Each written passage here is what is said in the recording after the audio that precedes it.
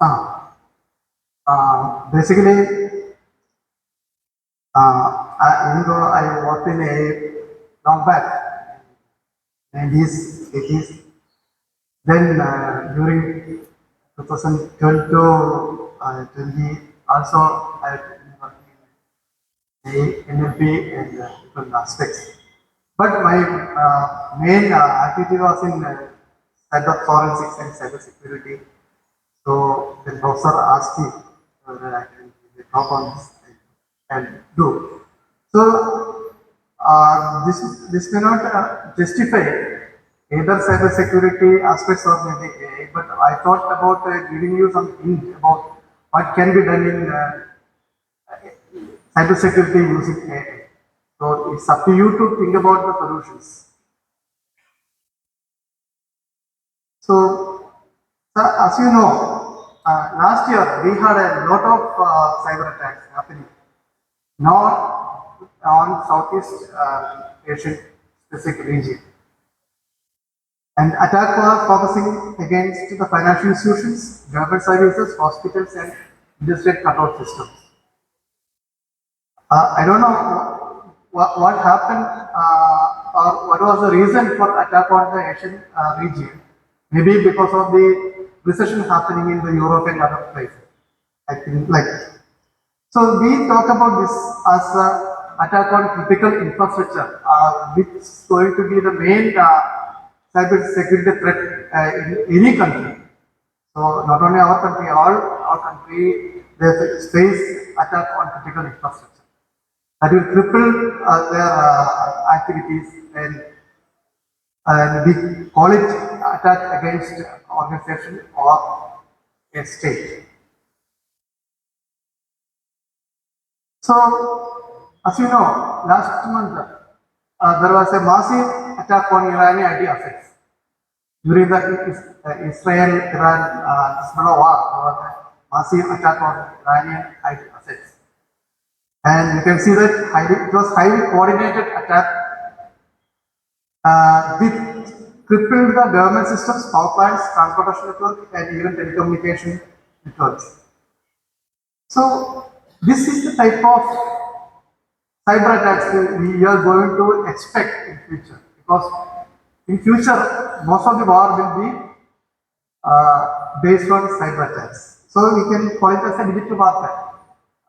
Anybody who attacks in future will be using digital warfare mechanisms to immobilize the enemy. Then only they will start a regular or maybe normal attack. So, that's where you have to think about how to protect your assets, IT assets against a cyber attack. And we can also think about something like there is an increase in phishing attack where emails and phones are used recommendedly to lure people to giving money. This is basically the attack on person. So we have two type of attacks happening. One is attack on state or organization, and one attack on person. So both these things use a similar technology to attack into the system. That's what I thought I'll be talking about only two things. Like I'll be talking about only phishing, then talking about only one of major attacks, which is DOS, Dino Service Attack. So I think we have this image which you see here is basically somebody called Trishul City Police, Cyber Police, asking them that I am a police officer from Bangalore and you have been under surveillance or something like that. Then City Police said that we are also police. So this is happening. This is happening everywhere. This is how people lose money. So they what happened? They ask you have been some of the contrabands has been found out in your parcel, so you are put under virtual arrest. There is nothing like a virtual arrest. So when you say there is a virtual asset, normally people get panicked. So they try to follow what given as an instruction from the attacker. So this is a personal attack, and something which basically AI can help is that deep fake scams which happened. This happened in Kerala in 2022. One fellow got a call, video call from a friend and asked for money. Then he gave 40,000 immediately transfer. But that video was basically a deepfake video. So why I am telling this is that we need some type of mechanism by which we will be able to identify deepfake videos. Another scam which is happening here is a deepfake video of Narayana Murthy or Mukesh Ambani or Bill Gates. You can see in the Facebook comes. So most of the people believe that they are talking about the real thing. This is basically it's a scam. So lot of people from Trivandrum lost money in crores, 1.5 or 1.2 crores. So they were asking you to invest in shares. So they take you to some share broker, then from there you do so. This is the way all these type of deep fakes are taking people for granted. And the AI, like the Dr. Mini was talking about ethics in AI, but for the criminals there is nothing like ethics. So they are using AI technology to create a very good deepfakes so that they can lure people into the scam. There is voice cloning, there is face apps, then using deepfake nudes, people trick normal users, then ask for money. So this is basically based on the way in which a human being responds to the a stimuli. So normally people believe or get panic and start believing what they are being told.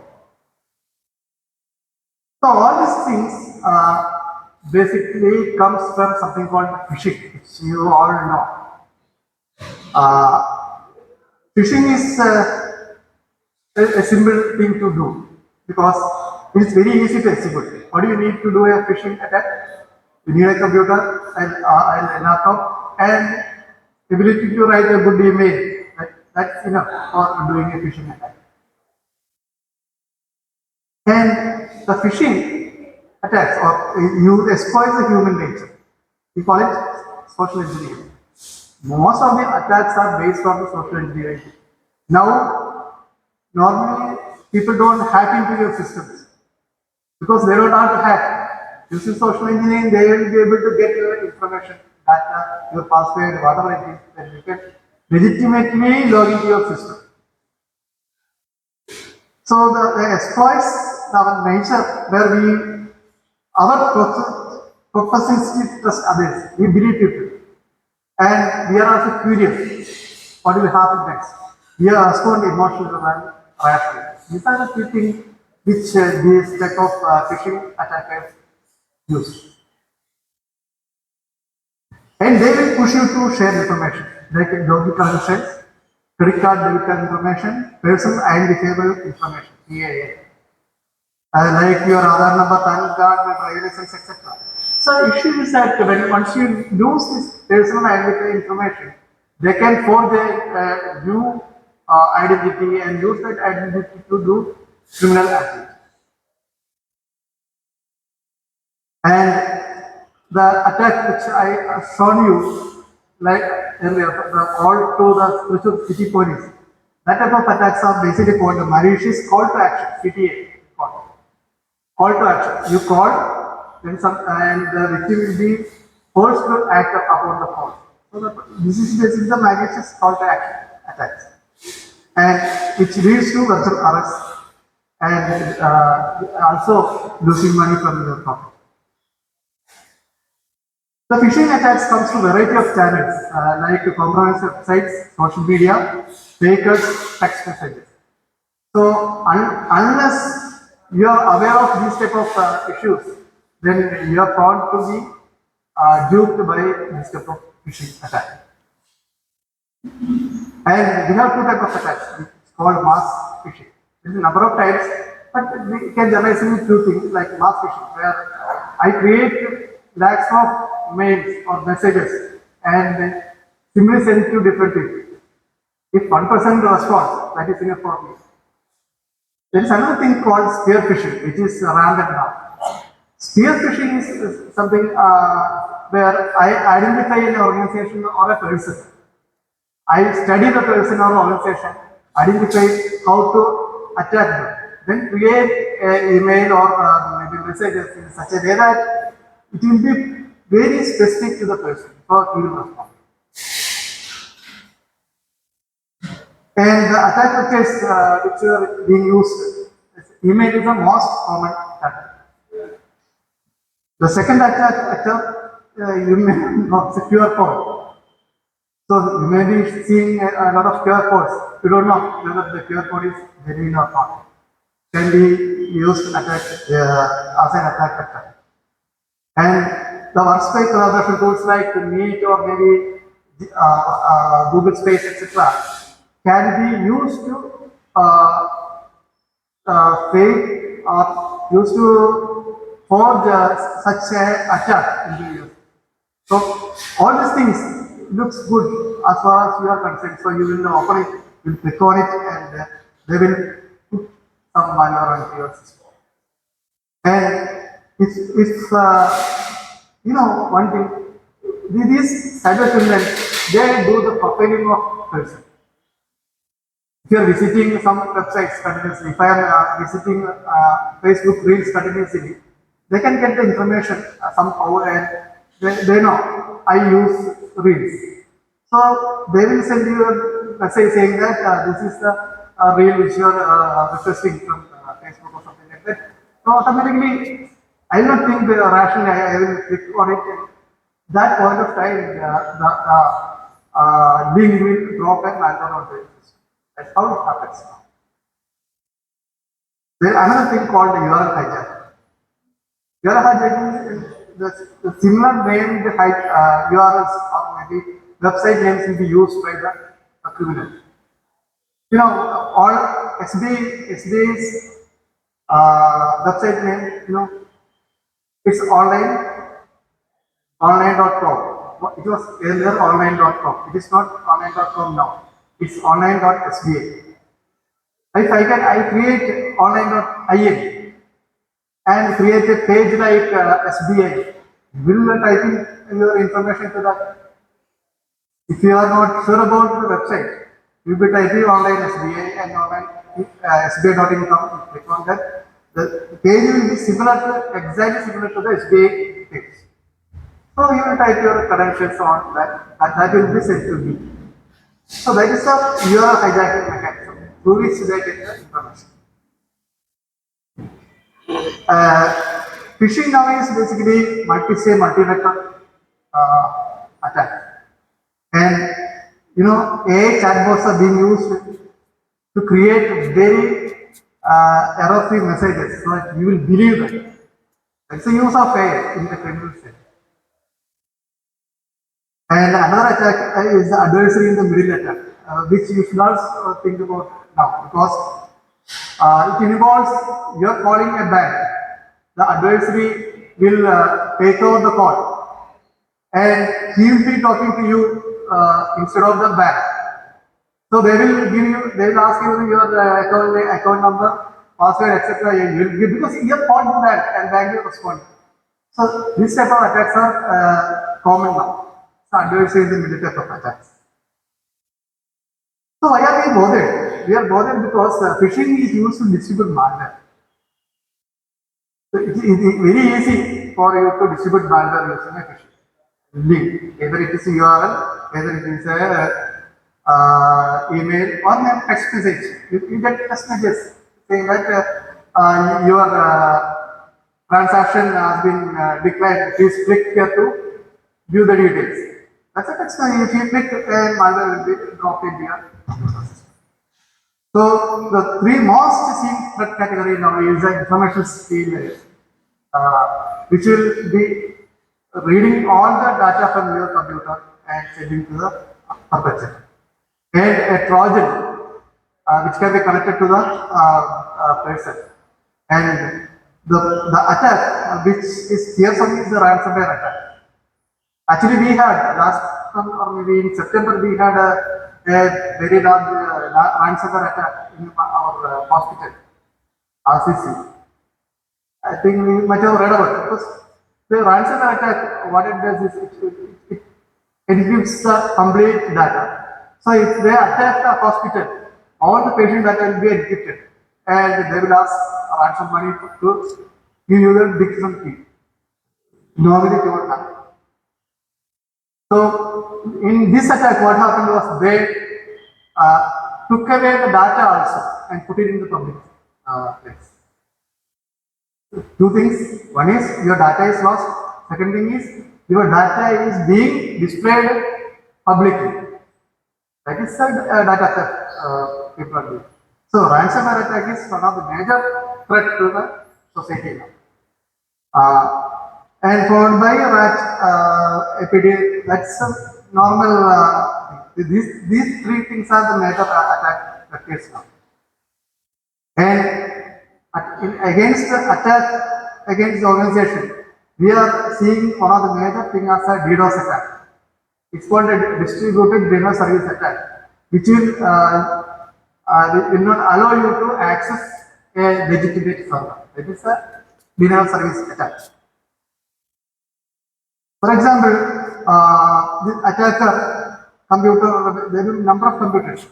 Normally, the attacker uses something called botnet. You can buy botnets, to pay money. You can ask for 10,000 bot, 1 lakh bot. So if you buy bot, you do attack, you get the money. That's the way the people are doing. All malware things are available as services now. You can buy malware as a service, you can buy botnet as a service. So everything is possible on the internet. So if you buy, the attacker has a very large botnet and they attack a single target at a specific time so that the target stops coming. That's called a distributed denial service attack. This is a 2024 attack trend which happened across the world. And the mitigation process involves combination of detection, response, and prevention strategies.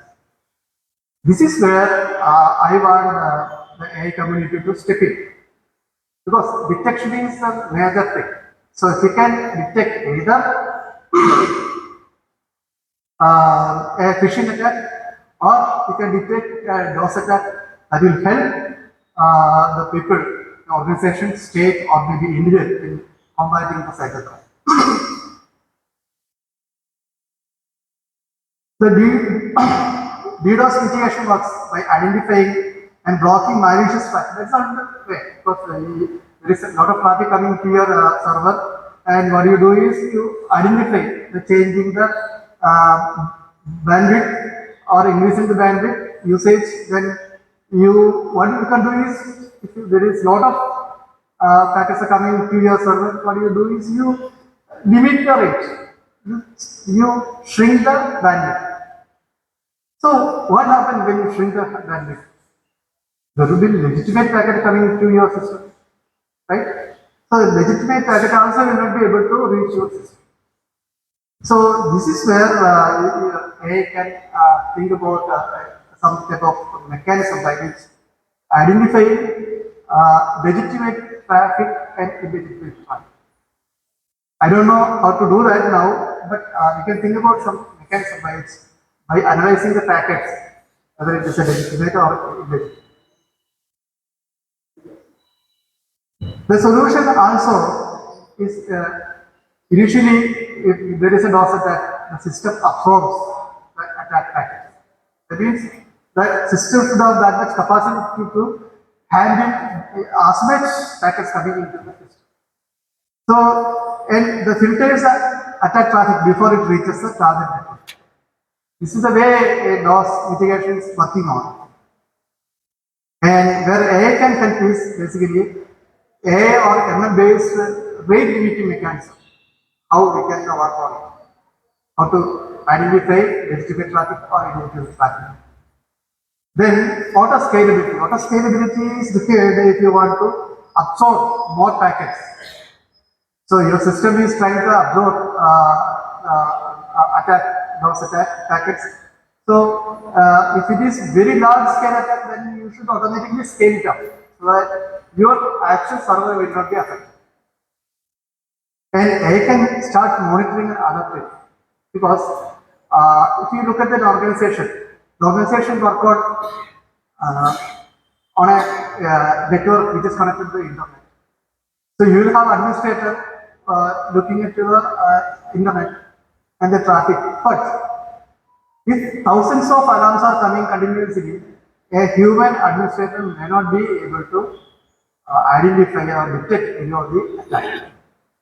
That's where you can try to develop a AI-based monitoring system, which will take thousands or maybe lakhs of alarms simultaneously, analyze it, find out, identify whether it is a actual attack or not. So that's the type of monitoring which you can bring in. Another thing is the bot protection.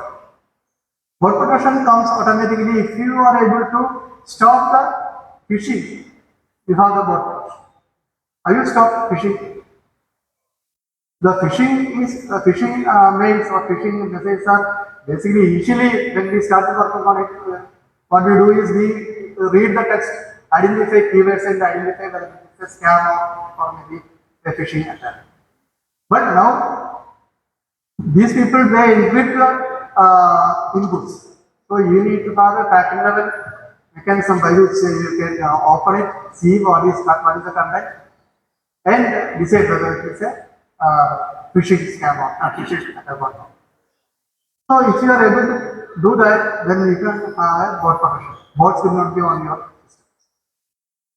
And finally, you can have something like a DDoS monitoring service.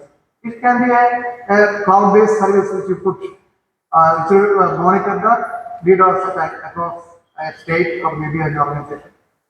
So then that service can alert the administrator or the SOC about there is a impending attack. So prediction. That's one thing which I want to mention. Whether it is possible to predict there is an impending attack, like a DOS attack or phishing. So we can do that type of prediction that will help in cybersecurity. So as I mentioned, basically in cybersecurity is detection, then prediction, the adaptation, adapt to the change the atmosphere, then automate your response. Because a human being cannot act fast.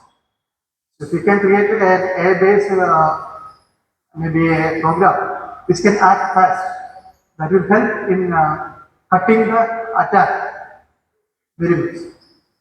And you can also think about how to respond. You can identify the attack came from maybe this IP address or maybe this area. You can plan an automatically respond to the attack. It is a response.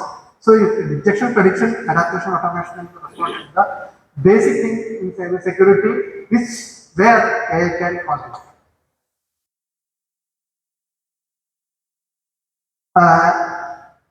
Then using AI in cyber security landscape, we have something called threat detection analysis, which I mentioned.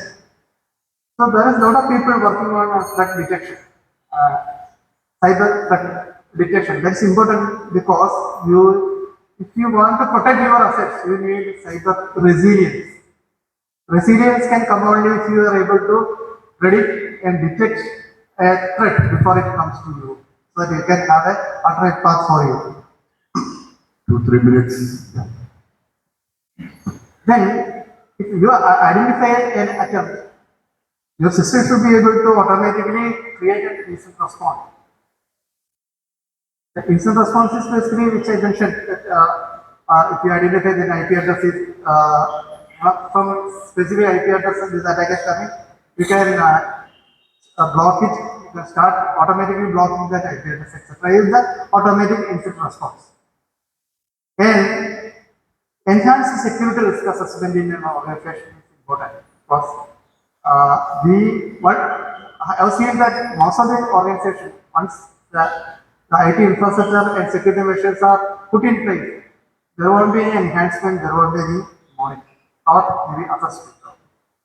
So if the continuous risk assessment is automatically done, that will help in protecting our cyber assets. Another thing which AI can do is user behavior analysis. This is specific to the organization where insider can attack your system. So it can create a mechanism by which analyzing each and every user of the organization. Before any of the insider made an attack, you can stop that. So that is where your user behavior analysis will help. Then malware detection and prediction and prevention. Normally we do put a lot of anti-malware solution into our system. But one more thing, if you know that even if you put a anti-malware solution, you should be continuously update it. Otherwise, your malware solution will not be effective. Phishing detection should be there. Then automatic vulnerability management. Identify or are systems available in your network which are vulnerable and do the management of the vulnerabilities. So, as a conclusion, I would like to mention that cyber attacks are going to be sophisticated with the use of AI. That is the non-ethical side of AI. Because even we talk about AI, ethics of AI, but as a criminal, they don't look at ethics of AI. So they use AI for cyber criminal activity. Prevention of attacks need to focus on deep analysis of threat landscape. So large scale monitoring and analysis is required to prevent attacks. And I think artificial intelligence can bring in more and efficient and novel methods in detection, mitigation, prevention of attacks. So why I mentioned only two things, phishing and DOS attack.